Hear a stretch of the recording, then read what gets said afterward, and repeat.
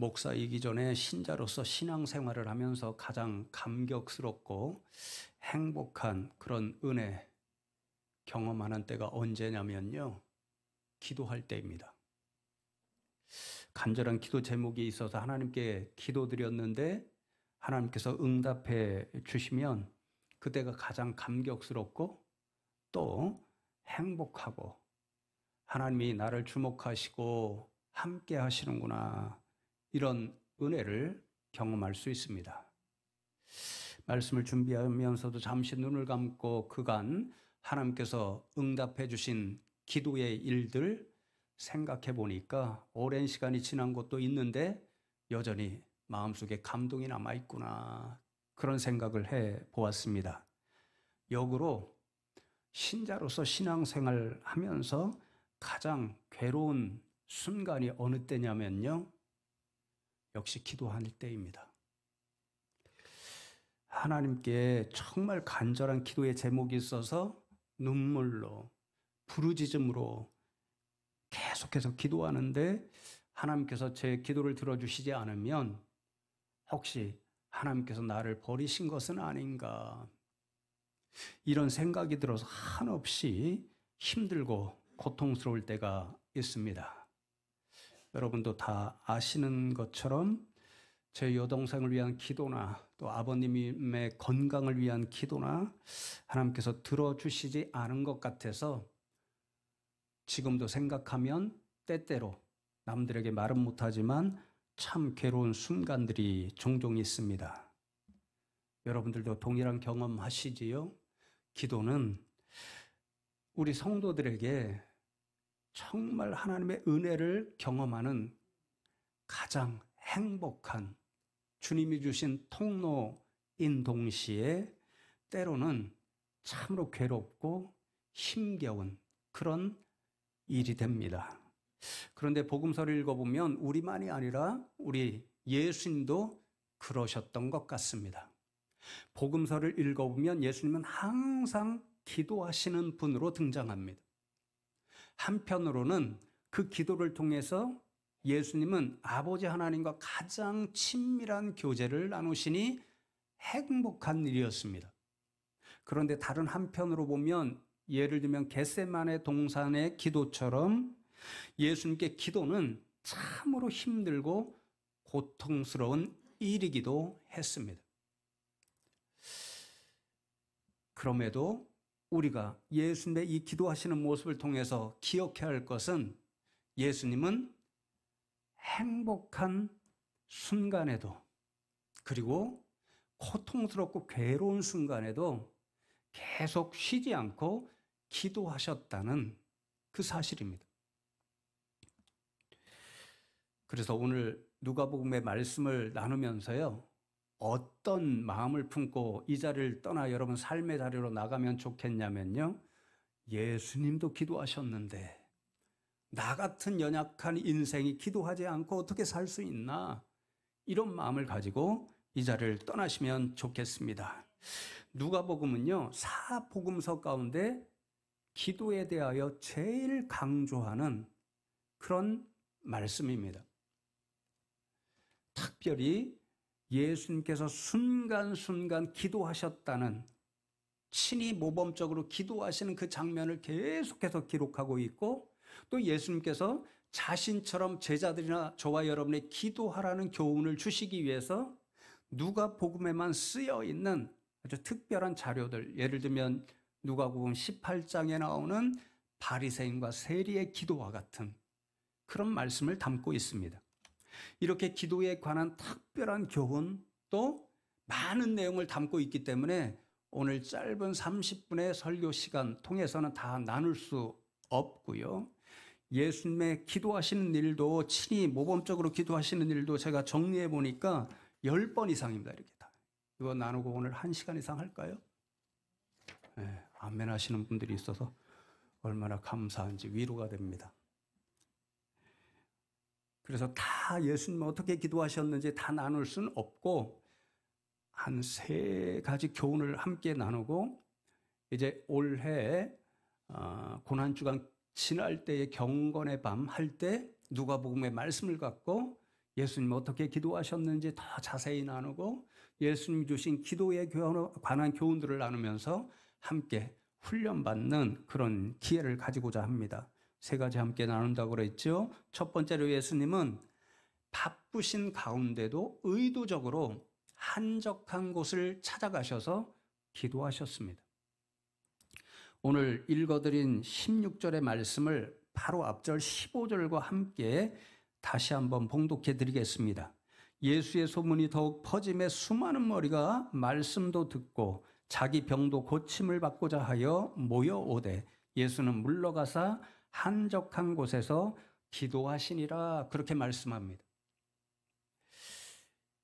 이 두 구절의 말씀이 예수님이 어떤 상황에서 기도하셨는가 그것을 보여주는데요. 오늘 이 말씀은 예수님께서 갈릴리 어떤 한 마을에서 나병으로 고생하시던 어떤 분을 고쳐주신 이후에 벌어진 사건입니다. 예수님께서 어떤 나병 환자를 고쳐주셨다 이 소문이 주변의 마을에 순식간에 퍼졌죠. 그러니까 오늘 읽어드린 말씀처럼 수많은 사람들이 예수님으로부터 귀한 말씀도 듣고 또 아픈 분들은 예수님께서 자신의 병을 고쳐주실 수 있다라고 하는 소망을 가지고 예수님께 몰려들었습니다. 그때에 예수님께서 사람들을 외면하지 않으신 거죠. 사실 공생의 3년의 생애 동안 다 이루어졌잖아요. 예수님의 소문을 듣고 수많은 사람들이 예수님께 다가왔을 때 예수님은 그 사람들을 거의 다 받아주셨습니다. 그들의 이야기를 들어주셨고 그들이 무엇 때문에 아파하는지 무엇 때문에 신음하는지 들어주셨습니다. 그래서 너무도 불쌍히 여기시고 긍휼히 여겨주셔서 하늘나라 비밀 그것을 가르쳐 주셨고요. 또 복음을 전파해 주셨고요. 육신의 질병으로 고통받는 분들 고쳐주셨고요. 상한 심령을 가지고 오시는 분들 함께 식사하시고 이야기 나누시면서 위로해 주시고 새로운 용기를 북돋아 주셨습니다. 그러니 예수님은 공생의 3년 동안에 이렇게 수많은 사람들을 위한 사역을 하시다 보니까 너무도 바쁘셨습니다. 제가 예전에 성경 공부를 하면서 어떤 분이 써놓은 글을 읽었거든요. 아주 재밌게 표현하기를 예수님은 오늘날로 말하면 지나치게 과로하신 분이랍니다. 그래서 오늘날도 육신이 연약하신 분들은 과로하다가 과로사 하시는 분 있잖아요. 예수님도 그러시다면 아마도 과로사 하실 수도 있는 그래서 그토록 바쁘게 사신 분이 예수님이었다라고 적은 것을 읽은 기억이 있습니다. 여러분 그런데 예수님은 그렇게 바쁘신 와중에도 의도적으로 사람들을 떠나 한적한 곳을 찾으셨습니다. 한 가지 목적 때문이죠. 하나님 아버지께 기도하시기 위함이었습니다. 오늘 한적한 곳 원을 찾아보니까요. 본래는 광야를 뜻합니다. 성경에서 광야는요, 사람들로부터 멀리 떨어질 수밖에 없는 것, 험하고 거친 곳이지만 그래서 오로지 하나님을 의지하여 하나님께 집중할 수 있는 영성의 공간입니다. 예수는 그렇게 광야 한적한 곳을 찾아서 아버지 하나님께 집중하여 기도하셨습니다.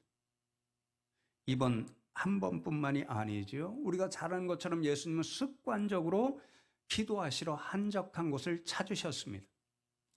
누가복음 22장 39절 말씀에 보면 예수께서 나가사 습관을 따라 감난산에 가심에 제자들도 따라갔더니 그렇게 말씀합니다. 감난산 역시 한적한 곳이죠. 여러분도 산기도 다녀보신 적 있죠? 신학교 다닐 때에 우리 신학생들이 농담으로 신학교 공부 3년을 온전히 마치려면 그리고 일생 목사로서 헌신하려면 산기도 올라가서 나무 뿌리 하나는 뽑아야 된다 그런 이야기가 있었습니다. 그래서 저도 친구 따라 몇 번 갔는데요. 못하겠어요. 무서워서. 네. 요즘도 다녀요? 후배들? 안 다닌답니다. 예수님 그렇게 한적한 곳 찾으셔서 습관적으로 하나님 앞에 기도하셨습니다. 그 습관적인 기도, 집중 기도를 통하여 아버지 하나님과 친밀한 교제의 시간을 가셨고, 그러니 부자간의 행복한 시간이 바로 기도의 시간이었던 거죠. 제가 몇 년 전에 어느 기독교 신문 사설란에서 우리 성도님들도 다 기도해야 된다는 것 아시잖아요. 그런데 기도해야 된다는 것 알면서도 기도하지 못하는 가장 큰 이유가 있다라고 적었더라고요. 뭘까요? 오늘도 우리 장로님 기도하셨죠. 너무 분주해서, 너무 바빠서 기도하지 못한다라고 많은 성도들이 이야기한다. 그것을 읽었습니다. 저도 비슷해요. 때때로. 제가 매일같이 생각합니다. 2층에 있는 사무실에 올라가 책상 앞에 앉으면 모든 업무를 시작하기 전에 반드시 기억하고 하나님 앞에 기도 먼저 한다 그러는데, 그날따라 뭔가 빨리 처리해 줄 어떤 일이 있으면 그 일에 파묻혀서 기도 먼저 하는 일을 잊어버립니다. 그런데 예수님은 그러지 않으셨습니다.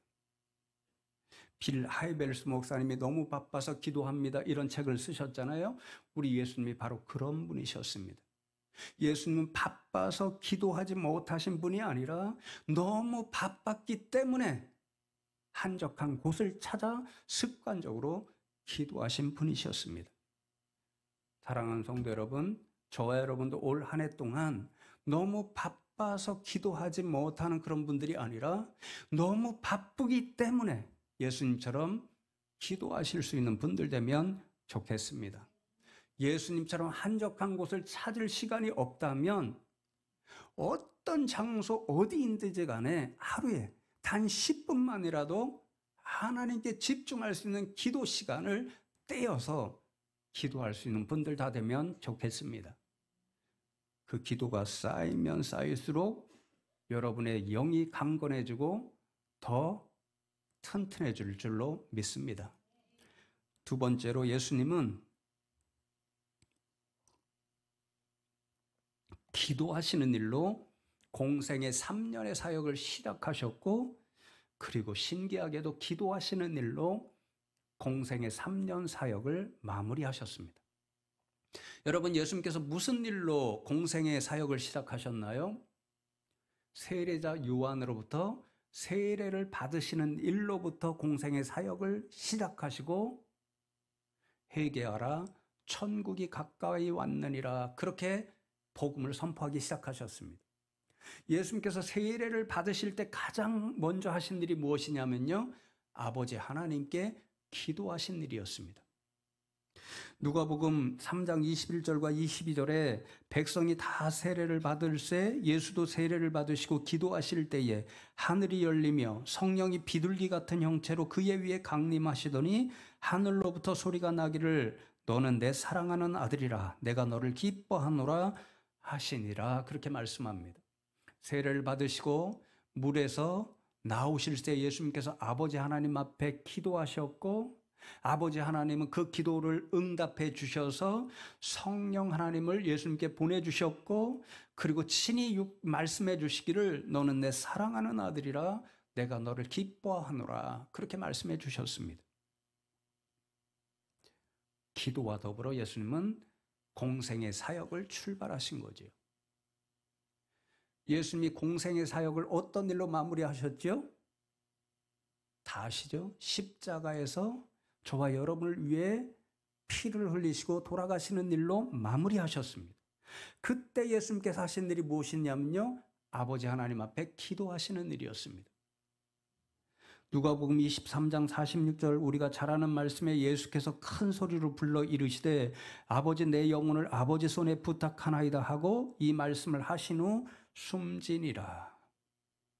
십자가에서 피를 흘리시면서 예수님은 아버지 하나님을 향하여 더 부르짖어 기도하시기를 아버지 내 영혼을 아버지 손에 부탁합니다, 그렇게 기도하시고 운명하셨고, 기도하신 대로 하나님 아버지 품으로 돌아가셨습니다. 공생의 모든 사역의 처음과 끝이 기도하시는 일이었습니다. 그 중간은 어땠을까요? 복음서, 특별히 누가복음 모든 말씀을 보면요, 예수님께서 모든 중요한 사역을 행하실 때에, 그리고 행하신 후에 습관처럼 기도하셨습니다. 예를 들면 제자들을 부를 때도요, 밤새도록 기도하신 후에 제자들을 부르셨습니다. 바리새인 이런 사람들, 영적인 대적자들과 대결하실 때에도 기도하셨습니다. 그러니 모든 생애의 순간순간이 다 예수님께는 기도하시는 일로 가득 차 있었습니다. 그래서 제가 말씀을 연구하다 보니까 어떤 분이 예수님의 기도 생활에 대하여 특별히 누가복음을 중심으로 적은 거를 보니까 이렇게 한마디로 요약해 놓았더라고요. 누가복음에 나오는 기도는 누가복음 이야기의 핵심 사건으로 자리 잡습니다. 누가복음서에는 사건의 결정적인 단계들이 예수님의 기도를 통해 도입되고 기도라는 맥락 속에서 일어나기 때문입니다. 그렇게 적었습니다. 사실이 그렇습니다. 예수님은 기도하시는 일로 공생의 사역을 시작하셨고, 기도하는 일로 공생의 사역을 이어가셨고, 기도하시는 일로 공생의 사역을 마무리하셨습니다. 여러분, 왜 예수님께서 그렇게 하셨을까요? 누가복음 5장 오늘 본 말씀으로 돌아오시면요, 16절과 이어지는 17절 말씀에 보시면 그리고라는 말이 기록되어 있습니다. 사실 원어로 보면 우리 개역개정에는 없지만 기도하시니라도 한 번이 아니라 계속해서 기도하시는 그런 시제로 되어 있습니다. 그렇게 기도하시고 그리고 하루는 가르치실 때에 갈릴리의 각 마을과 유대와 예루살렘에서 온 바리새인과 율법 교사들이 앉았는데 병을 고치는 주의 능력이 예수와 함께 하더라, 그렇게 말씀합니다. 제가 강조해 놓았죠. 주의 능력은 예수님의 능력이 아닙니다. 아버지 하나님의 능력입니다. 함께 하더라는 것도 시제로 보면 제가 말씀드렸죠. 헬라어 여러 문법 알 거 없고요. 시제가 굉장히 중요한데 반복해서 계속 있는 상태를 이야기합니다. 그러니까 하나님의 능력이 예수님과 항상 함께 하셨습니다. 예수님께서 복음을 가르치고 전파하실 수 있는 그 능력, 사람들을 맞이하시고 그렇게 바쁜 와중에서도 그 사역을 진행하실 수 있는 모든 힘, 병든 자 고통을 보시고 안타까워하시면서 함께 아파하시고 그들을 고쳐주실 수 있던 모든 능력, 바로 아버지 하나님의 능력이었습니다. 바로 그 이유 때문에 예수님은 기도하실 수밖에 없으셨습니다. 제가 참고하는 주석서를 보니까 이 구절의 말씀을 이렇게 해석해 놓았더라고요. 예수의 능력은 곧 하나님의 능력을 말하며 그러한 예수의 능력은 하나님과의 인격적인 교제를 통하여 부여받은 것이다. 여러분, 아버지 하나님과 예수님이 인격적인 교제를 하신 수단이 무엇인가요? 기도였지요. 기도하시는 일로 아버지 하나님과 친밀한 교제를 나누시고 그 기도하는 일을 통해서 아버지 하나님 부어주신 능력을 예수님은 항상 가지고 계셨습니다. 그 능력으로 공생의 사역 시작부터 이어지는 모든 사역 그리고 마무리까지 해내실 수 있으셨습니다. 하이든이라는 작곡가 잘 아시죠? 교향곡의 아버지요, 또 천지창조라고 하는 오라토리오 유명한 곡을 작곡하신 분이잖아요. 그런데 우리가 잘 모르는 게 있더라고요. 이분이 아주 신실한 믿음의 사람이었다는 것입니다. 그런데 어떤 면에서 특별히 신실한 분으로 주변의 분들에게 알려졌냐면요, 기도하시는 분으로 알려졌습니다. 어느 날 이 하이든이 몇몇 친구들과 만나서 이런저런 이야기를 나누다가 한 가지 주제로 서로 이야기 나누게 되었습니다. 그 주제가 뭐냐면요, 일을 하다 보면 지치잖아요. 여러분들도 바쁘게 일하다 보면 좀 쉬었으면 좋겠다 이런 때가 있잖아요. 그런 때 어떤 방법으로 다시 기운을 회복하는가, 그런 이야기, 자신들만의 노하우를 이야기하는 그런 주제, 그것으로 대화를 나누는데요. 하이든의 어떤 한 친구는 아마 오늘날과 비슷했던 것 같아요. 제가 지난주에 우리 선교팀 데려다 주러 공항에 가보니까요. 와, 얼마나 사람이 많은지 진짜 발 디딜 틈이 없다라는 게 맞습니다. 다 여행 가시는 거겠죠? 그런데 이 하이든의 친구 중에 한 사람도 자기는 힘들 때 일단 일을 내려놓고 어디론가 여행을 갔다 오면 다시 힘을 회복한다, 이렇게 이야기합니다. 또 다른 한 친구는 오늘도 우리 문화생활 가끔 하잖아요. 오페라나 연극 이런 거 보면 긴장도 풀리고 다시 힘을 얻는다, 이렇게 이야기합니다. 그리고 또 다른 한 분은 나는 술 마시는 게 좋아. 그래서 한 잔하고 쉬면, 푹 자면 피로가 풀려, 이렇게 이야기합니다. 그 친구들의 이야기를 다 듣고 하이든이 마지막으로 뭐라고 이야기했을까요? 우리 집에 가면 작은 골방이 있어. 나는 지치고 힘들 때면 그 골방에 들어가 하나님께 기도해. 그러면 하나님께서 힘 주시고 능력 주시고 또 새로운 일을 할 수 있는 의욕을 주셔. 내가 오늘 여기까지 있을 수 있었던 모든 이유는 바로 그 골방 기도 때문이야. 이렇게 이야기했답니다. 여러분, 예수님도 기도하시잖아요. 아버지 하나님의 능력을 공급받아 아버지께서 주신 사명을 감당하시려고 예수님도 습관적으로 끊임없이 기도하셨습니다. 하이든과 같은 위대한 음악가도 하나님의 능력 주셔야 그 사명, 그 달란트를 감당할 수 있다라고 골방에 들어가 기도했습니다. 할물며 저와 여러분은 어떠할까요? 사랑하는 성도 여러분, 올 한 해 예수님처럼 하이든처럼 기도하실 수 있는 저와 여러분 되면 좋겠습니다. 그래서 더 능력을 공급받아 교회에서나 세상에서나 하나님 주신 사명을 잘 감당하는 저와 여러분 되면 좋겠습니다. 마지막 세 번째로 예수님은 자신의 뜻을 내려놓고 아버지 하나님의 뜻에 순종하기 위해서 기도하셨습니다. 겟세마네 동산 기도, 그것이 우리에게 이 사실을 너무도 잘 알려주잖아요. 누가복음 22장 41절로 44절 말씀에 보면 그들을, 제자들을 떠나 돌 던질 만큼 가서 무릎을 꿇고 기도하여 이르시되 아버지여, 만일 아버지의 뜻이거든 이 잔을 내게서 옮기시옵소서. 그러나 내 원대로 마시옵고 아버지의 원대로 되기를 원하나이다 하시니 천사가 하늘로부터 예수께 나타나 힘을 더하더라. 예수께서 힘쓰고 애써 더욱 간절히 기도하시니 땀이 땅에 떨어지는 핏방울같이 되더라. 그렇게 말씀합니다.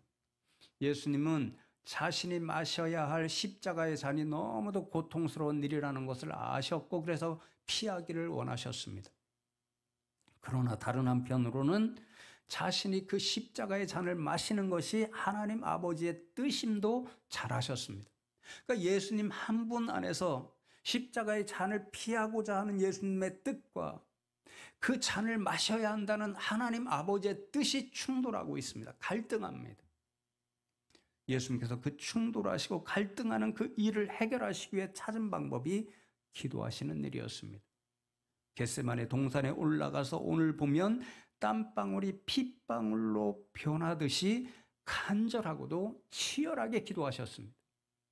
그 기도 끝에 예수님은 자신의 뜻을 내려놓고 아버지 하나님의 뜻에 순종하여 십자가의 잔을 마시셨습니다.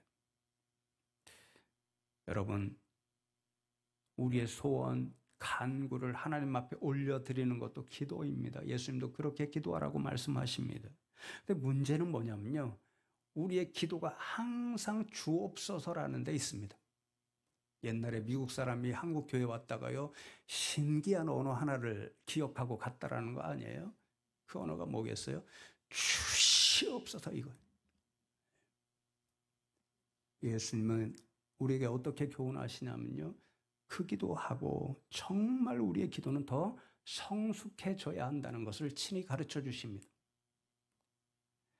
예수님처럼 기도를 통해서 하나님의 뜻에 순종하는 데까지 이르러야 우리는 성숙한 기도의 사람이 될 수 있다는 거죠. 제 말씀을 맺으려고 하는데요. 한 청년이 있었다고 합니다. 어느 날 내가 산기도를 좀 해봐야 되겠다. 그렇게 생각하고 산에 올라가서 밤새도록 나무뿌리 뽑는 심정으로 기도했습니다. 밤새도록 기도하고 나니까 영적 자신감이 생깁니다. 성령이 충만해진 것 같아서 무엇이든지 다 할 수 있을 것 같고 문득 떠오르는 게 베드로처럼 잠깐이었지만요. 호수 위를 걸으면 가능할 것 같다. 그래서 머릿속에 한강이 떠올랐습니다. 아침에 바로 한강으로 달려갔습니다. 한강에 도착하자마자 나도 걸을 수 있어. 이런 마음이 생겼기 때문에 한 발자국을 탁 내디뎠습니다. 어떻게 되었을까요? 물 위에 떴으면 좋았을 걸 그냥 푹 잠기고 말았습니다. 이 청년이 그래서 교회 가서 목사님께 이렇게 따졌다고 합니다. 목사님, 기도하면 뭐든지 다 할 수 있다고 말씀하셨지 않았습니까? 왜 목사님도 거짓말하고 성경도 거짓말하는 겁니까? 그렇게 따졌다고 합니다. 그 청년의 이야기를 듣고 목사님께서 물으셨습니다. 예수님이 오라고 말씀하셨습니까? 청년이 멈칫하다가 아니요, 그렇게 대답합니다. 생각해 보세요. 베드로는 예수님이 오라고 말씀하셨을 때 호수 위를 조금 걸을 수 있었지만 지금 청년은 예수님이 오라고 하지도 않으셨는데 스스로 생각하고 들어갔으니 빠진 겁니다. 예수님의 말씀에 순종하는 것이 더 중요합니다. 이렇게 말씀해 주니까 아무런 이야기도 하지 못하고 돌아갔습니다. 사랑하는 성도 여러분, 그렇습니다. 가장 성숙한 기도는 하나님의 말씀에 순종하는 데까지 이르는 기도입니다. 그래서 여러분, 저희 교회가 올해 표를 말씀으로 기도하는 교회 그렇게 정했잖아요. 말씀을 붙잡고 기도해서 말씀대로 순종하자는 결단을 가지고 말씀대로 살아내면 좋겠다. 그래서 말씀으로 기도하는 교회, 우리의 뜻과 생각만 요구하는 기도가 아니라 하나님의 말씀을 붙잡고 기도하는 그런 올해가 되기를 소망해서 이렇게 정했습니다. 그러니 사랑하는 성도 여러분, 올 한 해 오늘 말씀 기억하고 하나님의 말씀을 붙잡고 기도해서 예수님처럼 하나님 말씀대로 순종하는 삶을 살아가는 올해 되시기를 주님의 이름으로 축복합니다.